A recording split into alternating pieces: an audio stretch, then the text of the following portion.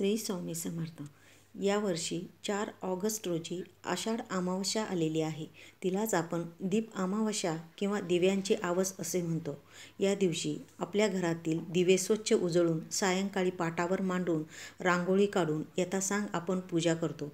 या पूजेला कणकेच्या दिव्यांचाही नैवेद्य दाखवला जातो.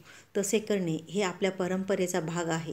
परंतु अनेक जणांना प्रश्न पडतो की दिवा दीपपूजेसाठी असतो की पितरांच्या पूजेसाठी. चला जाणून घेऊया. तर अमावस्येच्या तिथीला पितरांचे स्मरण करून त्यांना नैवेद्य दाखवला जातो. तसेच दानधर्म केला जातो. प्रत्येक अमावस्येचे वेगळे असे वैशिष्ट्य आहे. त्याप्रमाणे आषाढ अमावस्येला दिवेच्या पूजनाचे महत्त्व आहे. ही पूजा म्हणजे येणाऱ्या श्रावणाच्या स्वागताची तयारी असते. अशा प्रसंगी कणकेचा किंवा ज्वारीचा दिवा करून तो दक्षिण दिशेला लावला जातो. हा दिवा दीपपूजा आणि पितरांची पूजा असे दोन्ही हेतू साध्य करतो. दीप अमावस्येनिमित्त या दिव्याची पूजा करून तो दक्षिण दिशेला ठेवल्यामुळे या दिशेने यमसदनी जाणाऱ्या पितरांना प्रकाशाची वाट दर्शवली जाते.